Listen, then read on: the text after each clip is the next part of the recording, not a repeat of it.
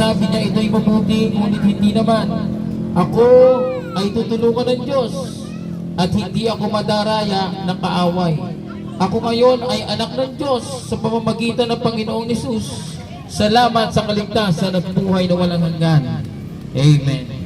Maraming salamat po sa paikinig ng mabuting balita, sapagkat ito po ay napakaganda dahil hindi na po madalas na naririnig ang salita ng Diyos na siya ang daan, siya ang kaligtasan, siya ang buhay.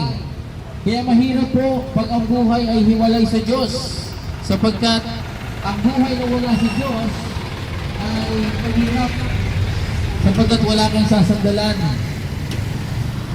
Ngunit pag ikaw ay nasa Diyos, ikaw ay pagpapalain, ikaw ay may proteksyon.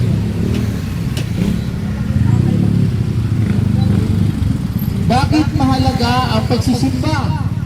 Alam niyo ba kung bakit mahalaga ang pagsisimba? Sapagkat dito tayo natututong manalangin, dito tayo matututong magbasa ng Biblia, dito tayo natututong mamuhay na kasama ang Diyos.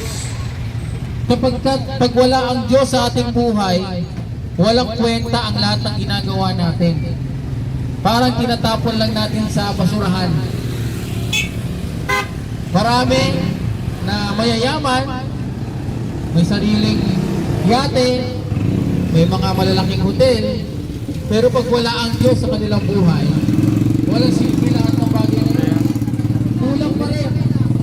Kaya nga, karamihan ng mga mayayaman na aking kilala, talagang sila ay naniniwala sa Diyos. Kaya sila pinagpala dahil sila talaga ay tunay na naniniwala. Lahat ng bagay na ginagawa nila, trabaho, business, ay hinahandog nila sa Diyos upang ito'y maprotektahan, huwag manakaw, huwag mapeste, sapagkat ang Diyos ang nagpapasibol ng pananim.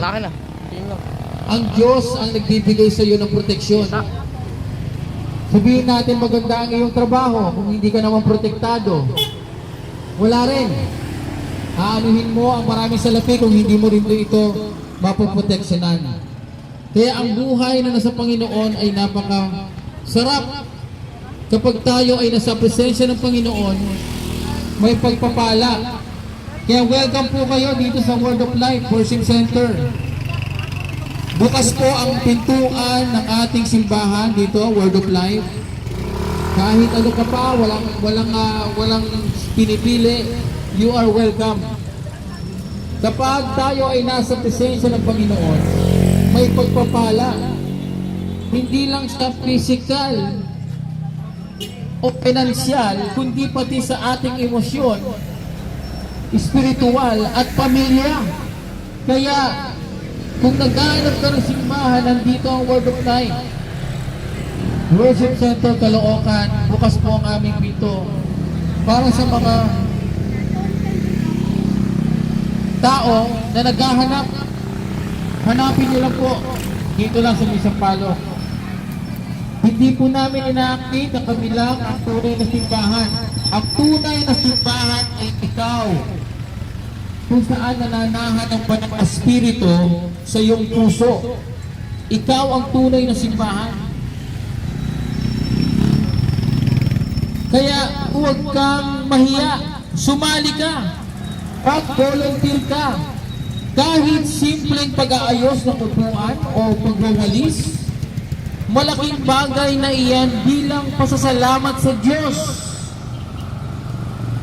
At para sa mga kapatid natin na dating nagigitara sa simbahan, dating bahagi ng gawain, sumasayaw, kumakanta, naglilingkod sa simbahan, pero tumigil, nag-backslide. Kapatid, nais ka naming hikayating bumalik sa gawain ng ating Diyos. Sapagkat ang ating Diyos ay mapagpatawad. Hindi niya sinasaratuhan ng pinto. Ang pinto ay laging bukas para sa inyo. Sapagkat ikaw ay anak ng Diyos.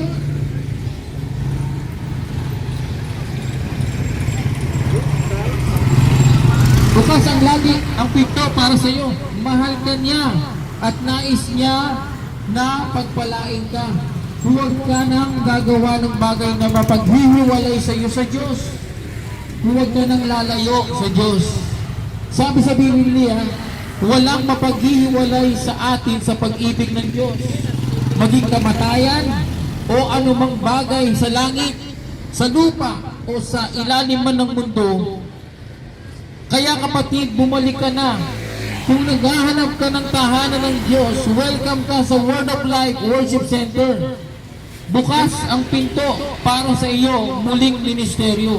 Kahit ilang taon ka nang nawala, kahit ilang beses ka nang nag-backslide, mahal ka ng Diyos at nais niya na ikaw ay pagpalain. Miss ka na ng ating Panginoon. Miss ka na rin namin. Alam ko na miss mo na rin maglingkod. Tumugtog, kumanta, sumayaw para sa Diyos. Kaya bumalik ka na. Today is the day that the Lord has made. Ngayon ang araw na ginawa ng Diyos para marinig ko ang mensaheng ito. Mga kapatid, si Jesus mismo ang nagsasabi, I am the way, the truth, and the life. No one comes to the Father except through me. Kaya huwag ka nang maghanap ng ibang kasiyahan sa mundong ito. Lumapit ka kay Jesus.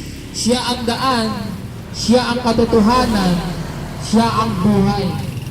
Halina't tumama at muling maranasan ang kalakasan ng pananampalataya at ang pagpapala mula sa Diyos. Welcome sa Word of Life Worship Center Caloocan. Maraming salamat po. Pagpalain po ang lahat ng nakikinig ng banal na salita. God bless you po. Amen.